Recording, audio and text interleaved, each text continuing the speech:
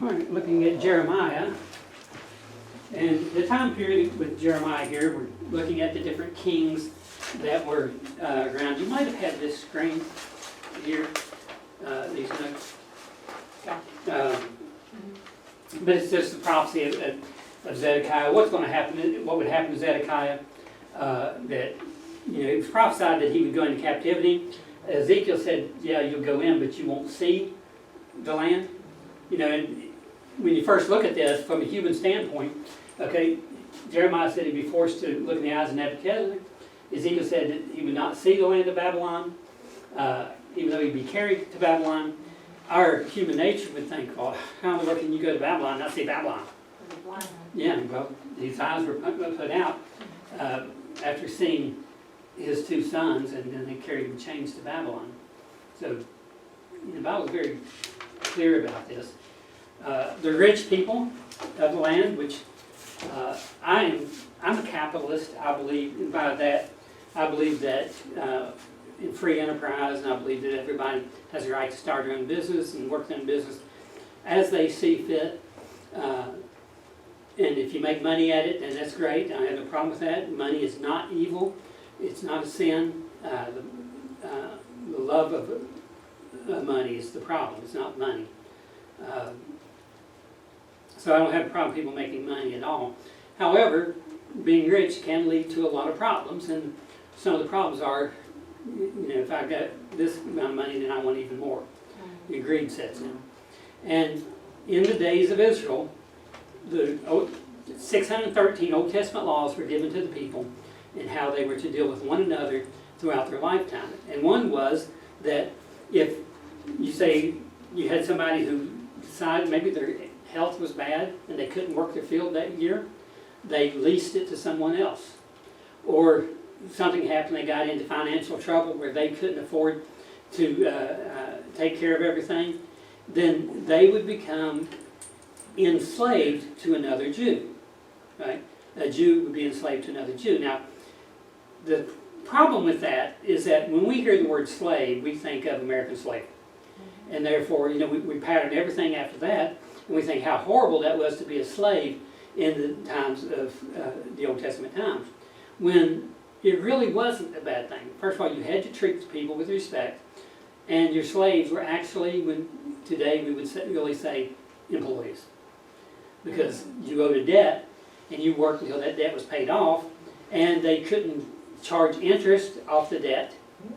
I grew up in West Virginia. One of the reasons why I don't like the unions is because I saw what unions did to West Virginia. And what would happen was these coal companies would come in, Pocahontas Coal, whatever, and they would get a mine, they'd have people come to work for them, and then pay them in scrip. Okay? Scrip, and a lot of times scrip is coins that the coal company manufactures, and it would be a quart or whatever, but it would have the coal company's name on it. The only place you can spend that is at the company store. 16 tons, what do you get? Another day older and deeper in debt. And so they paid the company store. The company store then could do what? Control the prices. And therefore, you couldn't spend it at a different company store. You had to spend it at yours. So they enslaved the people. And so when the unions came in at that time, good, I like that. But then they started telling, basically, a guy that says, I don't want to work, and the reason I don't want to work is hunting time. And so the mines would go on strike during hunting season, so the whole coal mine would go. So that just bothers me. I think if you got a job, you got to work hard. If they treat you wrong, they find another job. But anyway, that being said, this is what happened here is that they started having these employees, slaves, but employees, work for them. And once the debt was paid off, they said, well, but you owe this, and you owe that, and you owe this, and therefore you have to work longer. And the Bible very clearly said, every 7th year, remember the land is supposed to rest. And so at the end of these, at the end of 6 years, you had to let all the slaves go free. So if somebody owed you debt, the most they could work for is 6 years. And some stayed back, right? Voluntarily. If they were willing to stay back, then that's when they pierced their ear. They would put the ear at the doorpost, and their master would stick a hole through the ear, stick an awl, stick, whatever, and then they would wear the earring, and it would designate them as someone who's willing to slave. It's actually the word in the New Testament, when Paul said a servant of Jesus Christ, the word servant could be translated as slave as well, but it's the word doulos, which meant a Free slave. A free slave, somebody willing to be a Yeah, slave. yeah. And for us today, I believe in slavery today. I think we should be slaves to God. Yeah. But He treats us, yeah, right, not like humans do. Because even this, they start treating wrong. Where it started out as the right thing, to pay off a debt, gives people opportunity to work and pay off a debt. But what happened was they decided we're going to keep them, and so God sends Jeremiah to rebuke them over this as well. This is another one of your sins. You enslave the people. You're not supposed to do that. Came word to Jeremiah from the Lord after that King Zedekiah had made a covenant with all the people which were at Jerusalem to proclaim liberty unto them, that every man should let his manservant and every man his maidservant, being a Hebrew or a Hebress, go free. Now, to be honest with you, this did work for Jews with Jews, but it didn't work with Jews with Gentiles. Okay, in the 7th year, you had a Gentile slave, you stayed your slave. So if somebody was captured in battle, they remained your slave during that time. But if you were a Jew, then you were actually treated a little bit better. Hebrew or Hebress go free, that none should serve himself of them, to wit, of a Jew his brother. Now when all the princes and all the people which had entered the covenant heard that everyone should let his manservant and everyone his maidservant go free, that none should serve themselves of them any more, then they obeyed and let them go. But afterward they turned and caused the servant and handmaids whom they had let go free to return, and brought them into subjection for servants and for handmaids. So, in other words, Zedekiah, who was not a good man, did make a decree, say, hey, we're supposed to let these people go. Jeremiah told him, gotta let them go. And they said, okay, we'll let them go. As soon as they let them go, they thought, let's go get them. And they brought them back. Therefore the Lord came unto Jeremiah from the Lord, saying, thus saith the Lord God of Israel, I made a covenant with your fathers in the day that I brought them out of the land of Egypt, out of the house of bondmen, saying, at the end of 7 years, let every man his brother go. Let you go, every man his brother Hebrew, which hath been sold unto thee, and when he hath served these 6 years, thou shalt let him go, free from thee. But your fathers hearkened not unto me, neither inclined their ear, and you were now turned and had done right in my sight, and proclaimed liberty every man to his neighbor. And you made a covenant before me in the house which is called by my name, but you turned and polluted my name. Caused every man his servant and every man his handmaid, whom he had set at liberty at their pleasure, to return, and brought them into subjection to be unto you for servants and for handmaids. So, again, they on the surface they did what was right. As soon as they did, they turned back and said no. Then one of the problems too during this time is that the one thing that there were 3 laws that pertained to the king from Deuteronomy 17. One was not to multiply wives. One was not to multiply wealth. And the third was horses. Why horses? A war? War, because they weren't used for recreation, they were used for war. And so they weren't even used for farming. They used ox and others for farming. And so God said to the kings, don't build up your army. He didn't say don't have an army. He definitely did say have an army, but he said don't build up your army. Why? Because he was going to fight for them. Right? Well, when Israel was getting in trouble, they were not to go to others for help. Remember, the northern kingdom did that. Israel did that. Even the southern king, Jehoshaphat, joined up with Ahab, which is one of the weirdest things out here in the Bible, because Jehoshaphat is considered a good king. Right. And then he gave Jehoram, his son, to Athaliah, or Athaliah, however you want to call her name, to be wife. And I mean, that really worked out well for them, didn't it? Wiped out all the family. They weren't to make alliances with anybody. Well, the Egyptians saw the strength of the Babylonians. The Jews saw the strength of the Babylonians. And together they thought, if we join together, then we can beat them. And maybe that's why, I don't know, why Josiah, the 16th ruler of Judah, remember the greatest of all the kings, He went out because the Egyptians were coming through the land to go up to Megiddo and onward to fight at Carchemish, the Battle of Carchemish. And Josiah goes up and meets him at Megiddo. They get in some type of argument and they wound Josiah, and he goes home and dies. Maybe, and we don't know why, okay, this is a speculation, I suppose. Maybe it's because he knew that the Egyptians and the Jews weren't supposed to join together. And so he was telling them, no, don't come through, no, we're not going to be with you in this. I don't know, it's just kind of a strange circumstances. We're told what happened, but not why it happened. But they were not supposed to join together. One thing, a lot of times in our hymn books today, people liken Canaan to heaven. There's a song on Canaan's stormy banks I stand and cast a wistful eye to Canaan's fair and happy land where my possessions lie. And so when we die, we're going to Canaan land, and which can't be further from the truth.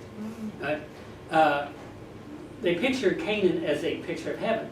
I don't believe it is biblically. I think more that Canaan can be a picture of something, but it's a picture of the Christian life. Because when a person gets saved, what's one of the first things that they're supposed to do in Ephesians chapter 6? When they get saved? So you mean after they get saved? Ephesians 6 talks about, Preach the word? well, we are to preach it, but we're to To confess it? put on The armor. the whole armor of God. Yeah, that's Why right. do you put on armor? Yeah. War. So when you get saved, there's war. So Yeah. Canaan, what happened when the children of Israel got to Canaan? What's the first thing you had to do? Fight the enemy. And so Canaan be more picture of the Christian life. And where did they come from? They came out of Egypt. So Egypt is more always a picture of the world. So a person gets saved, they leave the world, and they get into Canaan where they have to fight. Then one day, that will be over with. And so Egypt has always been shown as a place where they were not supposed to go. They came out of it, they're not supposed to return to Egypt. Now, they make an alliance with Egypt and decide that if we join together, we can beat the Babylonians. Well, Jeremiah said, no, you don't do this. And first of all, Jeremiah predicts that Egypt is going into captivity. Once they go into captivity, who's going to help you then? Well, I don't know, we've got to try it anyway. That's our only hope, is to go to Egypt and ask for help. It's kind of like I mentioned Ezra. When Ezra and the people with him were going to Jerusalem, and he told the king that we got all we need, and God's going to take care of it. The hand of God's upon them for good that serve him, and he chastens those who don't serve him. And they got on their journey, and then they started getting defeated by the enemy. And Ezra said, but I was ashamed to go back and inquire of the king and ask him, because I told him God's hand's on them for good. So I go back and tell the king we're in trouble. How's that going to make God look? And so what did they do? It says they went by the river of Haven, and they fasted and prayed, and God entreated, God answered the prayer. And so that's what we're doing when we're in trouble. Not to go back to the king for help. Because when you do that, people today in our churches poor-mouth God and act like they're all pitiful, trying to get a handout by manipulating people, or thinking their job is going to be the answer when it's not. God said, seek ye first the kingdom of God and his righteousness, and all these things be added. What things? Well, chapter 6 tells us what things, doesn't it? It tells us our food and our clothing and our housing. Well, really, what is else that we need? Those are the basic needs. And God said, I'll take care of this. So our jobs, quote unquote, really aren't to take care of our basic needs. Our job is our mission field.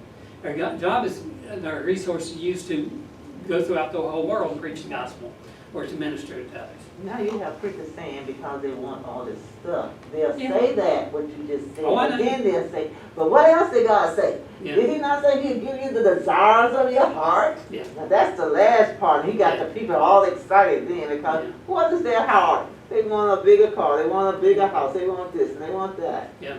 I just think it's so sad. Well, that's it. And it's all about having more, and they're robbing God. But would man rob me? That's it. Yeah. How have we robbed God? Well, your tithes and offerings. I was Money- just about to say that. Money belonged to God, you used for another new car or whatever. I've heard that And there's nothing wrong with having cars and houses and that, and we have luxuries. In and of itself, there's nothing wrong with that. But if that's your goal in life, and you are robbing God to get it, then no, it's worthless. Nebuchadnezzar would defeat the Egyptians. Of course, Zedekiah didn't want to listen to Jeremiah because he was trusting in his flesh. And so the battle took place there, and Zedekiah, who first joined up with Nebuchadnezzar when Nebuchadnezzar first took over. He was reigning for 11 years as king, the last king. But as time went on, he became more and more prideful and arrogant against the Babylonians even. And so he was forced to run from the Babylonians in their defeat of the Egyptians and all the mess there that God gave him clear guidance on through Jeremiah. Where is Jericho now? Where is Jericho now? Jericho? Jericho is on the Jordan River. So, I mean, is it still there called is Jericho? yeah, there is a place in Jericho. Oh, like okay. that. It was unearthed, when was it unearthed? About in the 1800s, I think, when they finally found it again. I think that's right.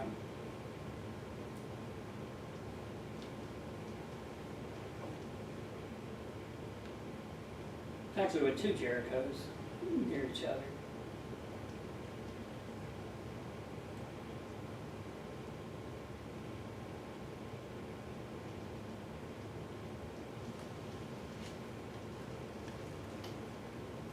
And as we said before here, is witness executed his sons and had his eyes put out. That was something else. Can you put it back right real quick, but 5261? Yep.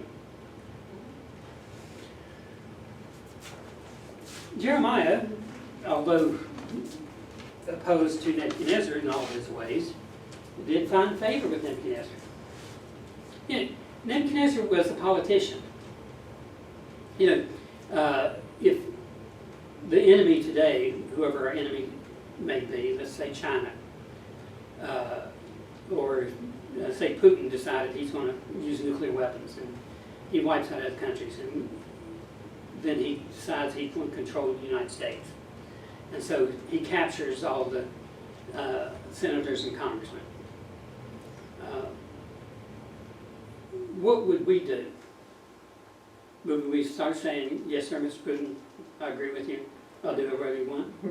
No, we would oppose him. And so a politician who's going to take over something, and I think this is, Putin probably had more patience, he could have taken Ukraine fairly easy by slowly going in and putting people in place and taking over control, and before long people not realize that they got new leadership.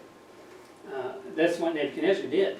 Remember, he took Daniel, Hananiah, Mishael, and Azariah, and other young people into captivity to do what? To train them to go back and rule Jerusalem for him. And if they did, then the people probably would have followed them because, hey, these are our people. We'll follow our people. So Nebuchadnezzar did do that to a certain extent. And so when Jeremiah was still around, Nebuchadnezzar didn't have a problem with that, even though obviously he didn't follow him at this point. And so he had his lead man, chief of staff, I guess, Nebuzaradan, was commanded to treat Jeremiah the right way. And amazing when you think Zedekiah put Jeremiah in a pit of mud, imprisoned him, did all these things, and then the foreign leader comes in and treats Jeremiah well.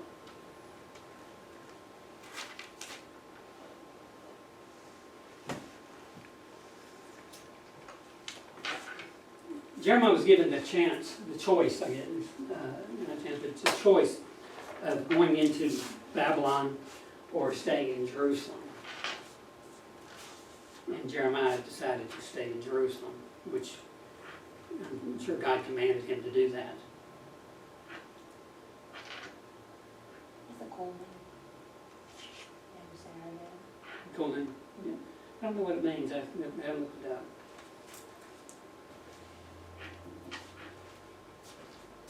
Had something to do with God and Nebo, though, I'm sure, nephew.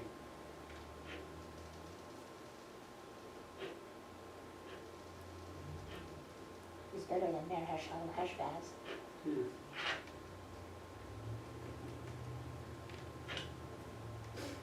It's not as fun to say.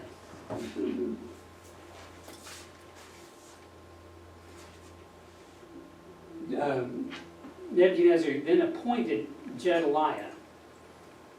Gedaliah was a Jew, and I believe he was a descendant of the kings. He was part of the royal family. I have to go back and look that up. I think that's right. But he appointed him to be the new governor of Jerusalem. Now, the capital, I guess, at this time would be, actually was in Mizpah, M-I-Z-P-E-H. It's one of those, I haven't seen them in years, maybe they still have, but they used to have rings with Genesis reference on it. And it says, the Lord watched between me and thee while we are apart from one another. And they had the two halves of the ring, and one would be, or the pendant or whatever. The boy would keep one half, and the other girl would keep the other half, and it was called Mizpah. Well, big problem with that. Because Mizpah was a place where Jacob and Esau basically said, if you cross this line, the Lord watch between me and thee, because you cross this line, we'll kill you. Ooh, that's serious. And so it's not good for boyfriend and girlfriend. It may work out like that for boyfriend and girlfriend. But it's supposed to, they thought it was something cute, when actually it was the dividing place, the line of demarcation. You cross this, you step up this line, I'm gonna whoop you. Kind of thing. You cross this line, like knock the chip on my shoulder, you cross this line, you're mine. And so, but it was a place in Mizpah where Gedaliah would end up governing for a very short time. That time is gone, so we'll get more into that next week. Let us close.